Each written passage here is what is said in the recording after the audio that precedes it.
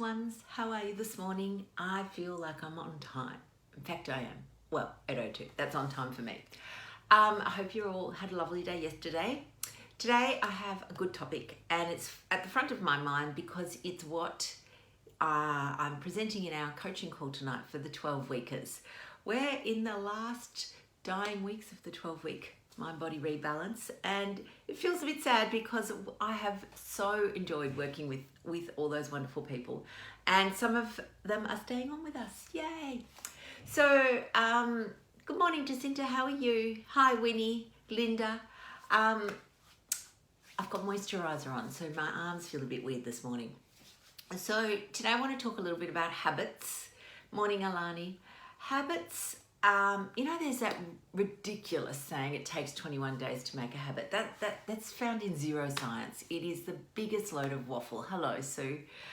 It's nothing to do with days. It's often to do with how old the original habit was. So what a habit is in our subconscious, okay? It's the stuff we do automatically without thinking. Okay, it's the stuff we do and we always use brushing our teeth as an example. For most people, it is that idea that you've walked into the bathroom and you have the toothbrush in your mouth before you even know. Morning, Jodes.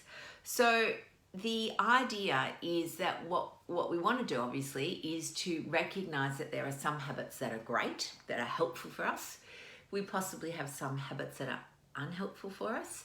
And we might be wanting to make some new habits that are helpful. So there's kind of the three things. There's the ones you want to keep, the ones you want to stop, and the ones you want to start. Another great framework for looking at your life and reviewing. So one of the things is working out, well, sometimes to start. So a habit, again, it's subconscious. It's still just a thought. Okay, it's a thought that happens under the surface. You're not even aware that it's happening. And a thought, remember, is just a connection between two neurons. It's just a neural pathway. It's all it is. It's nothing more exciting. But the thing with neural pathways is they're like any pathway. If they're not there, they're forming. So, I love talking about the pathway in, if you've got a washing line and it's in the middle of a lawn, for example. Good morning, Deb.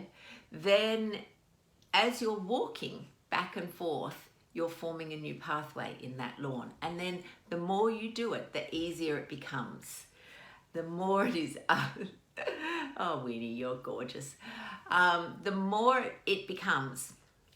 So imagine you're walking out to the washing line, you've got your trolley, you're pushing it along the path through the grass. Obviously, you're going to go down the easy path. And the more you do it, the easier it becomes. That's the habit. Now, the thing is, of course, when we want to change habits, we've got to make a new pathway. So it's pretty hard. There's quite a bit of resistance and you have to push a bit harder. And our brain, it's trying to help us. It wants to go the easy way. It wants to go the way it's already done. So the start of a habit is the hardest bit, and you have to do it consciously, because if you just leave it up to your subconscious, it's going to walk down the old path. So it's a really conscious effort for a considerable amount of time. And the time, as I said, depends on how old that previous path is. How well worn is that previous path? If that path's only a year old, perhaps, then that's not too bad. But if that path's really old, like decades, then it's going to take a lot longer than 21 days. And you have to be prepared for resistance. Your brain is not going to want to change because it has to work a bit hard. It's pushing that trolley over the couch grass really hard. But when you keep doing it, you form a new path and the old one grows over.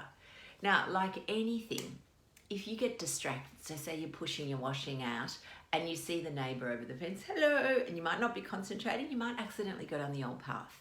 It's the same with a habit. If you're a bit tired, you just look and you're going, yeah, I'll just go the old way. You're just using an old pathway, recognizing that it's not a disaster if you bugger it up. You're just going back to form the new pathway. And the more you go down that new pathway, then the old one grows over and the new one establishes. And then that becomes, over time, your automatic